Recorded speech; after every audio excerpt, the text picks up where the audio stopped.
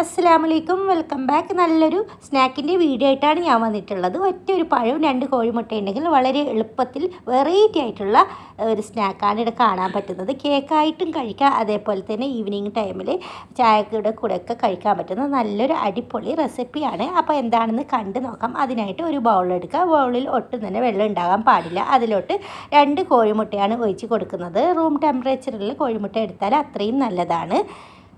അതിനുശേഷം നമുക്കിനി വേണ്ടത് 1/4 കപ്പ് പഞ്ചസാരയാണ് ഞാനിപ്പോൾ ഇവിടെ എടുത്തിട്ടുള്ളത്. ഇത് നല്ല മധുരമുണ്ട് ഈ പഞ്ചസാരയ്ക്ക്.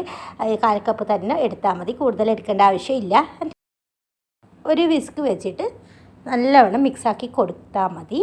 ഇനി നമുക്ക് ആവശ്യമുള്ളത് ബ്രെഡാണ്. ഞാനിപ്പോൾ വലിയ ബ്രെഡാണ് എടുത്തിട്ടുള്ളത്, 2 എണ്ണം. നിങ്ങളുടെ കയ്യിൽ ചെറിയ ബ്രെഡാണെങ്കിൽ ഒരു 3-4 ബ്രെഡ് എടുത്താൽ മതി. എന്നിട്ട് മിക്സിയുടെ ജാറിൽ ഇങ്ങനെ പൊട്ടിച്ചിട്ട് വെച്ച് കൊടുത്തതിന് ശേഷം 2-3 തവണ ഒന്ന് പൾസ് ചെയ്തെടുക്കുമ്പോൾ നല്ല പൊടിയായിട്ട് കിട്ടും. ഇതേപോലെ കിട്ടിയിട്ടുണ്ട്. ഇനി നമുക്ക് മുട്ടക്കൂട്ടിലോട്ട് ഇതൊന്ന് ഇട്ട് കൊടുക്കണം. കുറേശ്ശെ ആയിട്ട് ഇട്ട് കൊടുത്താൽ മതി, കട്ട പിടിക്കാതെ വേണം ഇട്ട് കൊടുക്കാനായിട്ട്. എന്നിട്ട് വീണ്ടും മിക്സാക്കി കൊടുക്കണം. അപ്പം നല്ല കട്ടിക്ക് തന്നെയാണ് കിട്ടുക. ആദ്യം ഒന്ന് മിക്സാക്കി കൊടുക്കുക. അതിനുശേഷം ബാക്കി ചേരുവകൾ കൂടി ചേർത്ത് കൊടുക്കാം. ഇനി വെനില എസൻസ് കൂടി ചേർക്കുന്നുണ്ട്. നിങ്ങൾക്ക് ഇഷ്ടമാണെങ്കിൽ ഏലക്കപ്പൊടി ചേർത്ത് കൊടുത്താലും മതി. അതേപോലെ തന്നെ 1/4 കപ്പ് പാലും കൂടി ചേർക്കുന്നുണ്ട്. തണുത്ത പാലാണ് ഞാനിപ്പോൾ ഇവിടെ ഒഴിച്ച് കൊടുത്തിട്ടുള്ളത്. എന്നിട്ട് വീണ്ടും എല്ലാം കൂടി ഒന്നായിട്ട് മിക്സാക്കിയിട്ട് എടുക്കുക. വളരെ എളുപ്പത്തിൽ തയ്യാറാക്കാൻ പറ്റുന്ന ഒരു 5 മിനിറ്റിൻ്റെ ഉള്ളിൽ തന്നെ സ്നാക്ക് റെഡിയാവുന്നതാണ്. അങ്ങനെ കലക്കിയിട്ട് അവിടെ മാറ്റി വെക്കുക.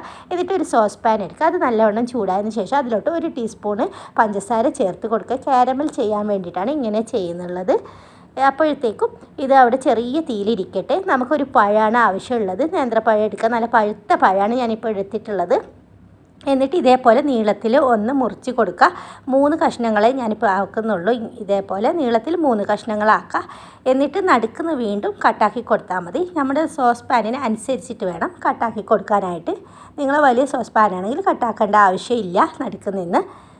അങ്ങനെ ഇപ്പോൾ 6 കഷ്ണം കിട്ടിയിട്ടുണ്ട്. അപ്പോഴത്തേക്കും നമ്മുടെ പഞ്ചസാരയൊക്കെ മെൽറ്റായിട്ട് വന്നിട്ടുണ്ട്.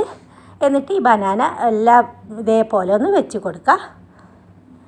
നിങ്ങൾ ആദ്യമായിട്ടാണ് എൻ്റെ ഈ ചാനൽ കാണുന്നുണ്ടെങ്കിൽ റെസിപ്പി ഇഷ്ടമായാലും ഒന്ന് സബ്സ്ക്രൈബ് ചെയ്യണം. അതേപോലെ തന്നെ ഇഷ്ടമായാലും ഒന്ന് ലൈക്കും ചെയ്ത് അടുത്തുള്ള ആർക്കെങ്കിലും ഷെയർ ചെയ്തെടുക്കാൻ മറക്കരുത്.